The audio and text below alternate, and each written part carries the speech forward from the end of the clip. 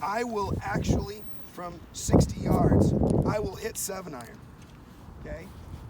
You probably shouldn't go past 9, but this is what you do. You go into a bunker with a pile of balls, you make swing X. We've learned what swing X is right now, okay?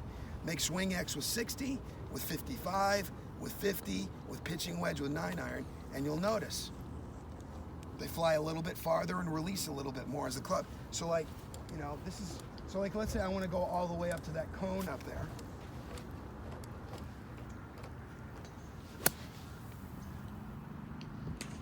It's a nice shot. See? You just hit the same shot with a 7-iron. Now when You did have the face have to open a aim little a little bit left though, too, because right? of the- Yeah. You aim slightly left A little bit, but don't worry.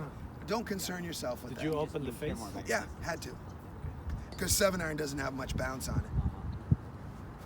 But what happens is because there's less loft, the sand gets driven lower with more speed. So then the ball comes out lower with more speed. So that's what the less loft does.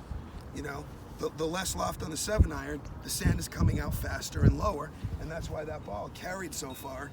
And that ball would have released another 20 or 30 feet. That didn't look hard, did it? Isn't that better than taking out your L wedge and going, eh? And you'll find it's not that hard. And then, so here's a great, this is actually why I wanted to get the 7-iron out.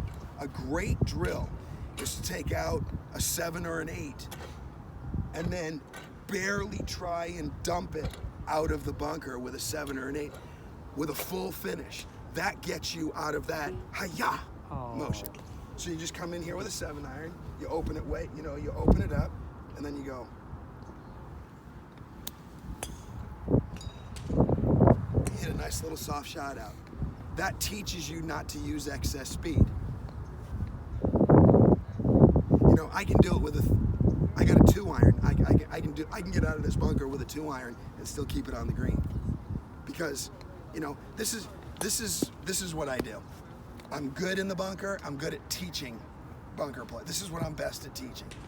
And you know, if they only allowed me to teach one segment of the game, this is what I would teach because I'm pretty good at it. And you know, I can demonstrate all the shots as well. So you know, it gives me a little bit of credibility that I can sit here and talk and do blah blah blah, blah and you know, throw it up there. But speed is your enemy. It is absolutely your enemy. Okay, and you should be able. I mean, this takes more. What I'm about to do here, more. It takes skill, yes, but it takes a different understanding of what you're trying to do.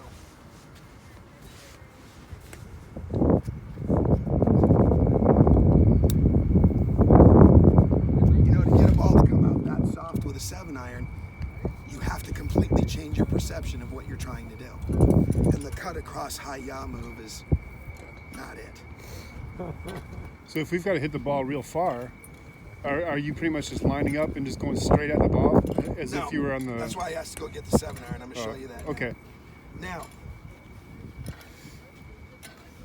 what have you been told how to hit a fairway bunker shot? What does everybody tell you? So like, Ball first. Fall back, fall first, Open stance. lean Okay. back to it. all bad, all bad. So this is my 180, 185 club normally. Out of a fairway bunker, I'd pull this from about 165-ish, maybe 170 at the most. 150, I'm more likely to hit 7 than 8, okay? This will make perfect sense when I explain it this way, even though it's never been explained to you this way. So everybody always says, ball back, hit down, ball first. If you make even a small mistake doing that, what happens? You hit it fat and you advance the ball 30 yards, right? Yeah. Or you drive it into the lip of the bunker. All you have to do is you don't change your swing, you don't change your setup, you make your golf swing. All you're trying to do is in your mind, you're trying to hit it off the bottom groove, okay? So here are the things that happens. You do it perfectly and you belly it. you blade it on the front of the green. If you go a little bit high on it, you still hit it a little thin, but you hit it in the middle of the green. And if for whatever reason you panic and you do the tomahawk chop, you're aiming for here, you flush it in the middle of the club face, you hit it 3 feet, and all your friends think you're a hero. So what you're doing is you're giving yourself a margin of error. So you take your normal swing, and all you're trying to do is bottom groove it. Okay? It makes it easy. Now, I got 7-iron. That's a high lip. I didn't use full speed. I cleared it. Okay?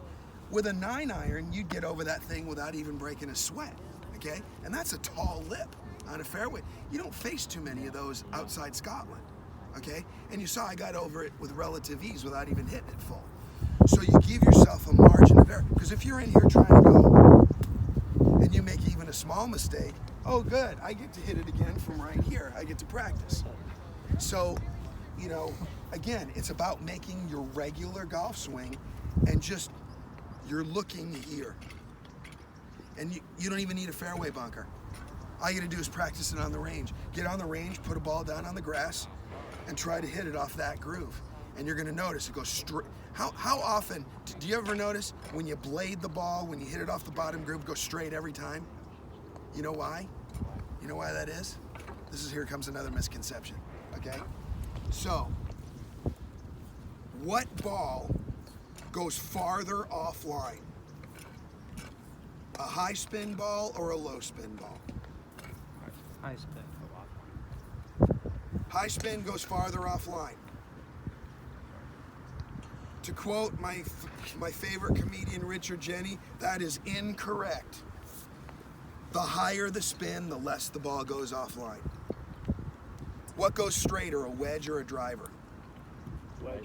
Why? Because it's spinning more. That's why getting a low spin driver, you're just asking to hook it and slice it. Because there's no such thing as side spin or top spin. There's only back spin. And when you tilt the axis of the spin by mishitting it, that's when it hooks and slices. So a greater percentage of spin is on the tilt. So if you got a 1500 spinning driver and you tilt the axis this much, it's a snipe. Whereas if you tilt the axis the same amount on a wedge spinning 10,000, you don't even see it curve. That's why you can't curve a wedge, because it's spinning too much. So when you hit the ball low on the club face, it's not spinning as much, so it goes straighter. Never knew that, did you? Obviously not, because I got the big. Yeah. Okay. But I mean, don't feel bad. Everybody thinks the wrong thing. And again, not my opinion. This is a fact. It has been measured with high-speed cameras and TrackMans, and the higher the ball spin. So like when someone tries to sell you a low spin driver and a low spin shaft, okay? So there's another one. True or false? The lower the spin on the ball, the farther it goes.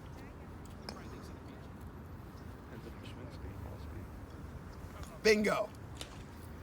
If you swing at 90 miles an hour and your driver is only spinning 1,500 RPMs, that ball is not going to stay in the air.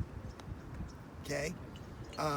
So someone trying to sell you a low spin driver and a low spin shaft, they're trying to make you hit it crooked and short.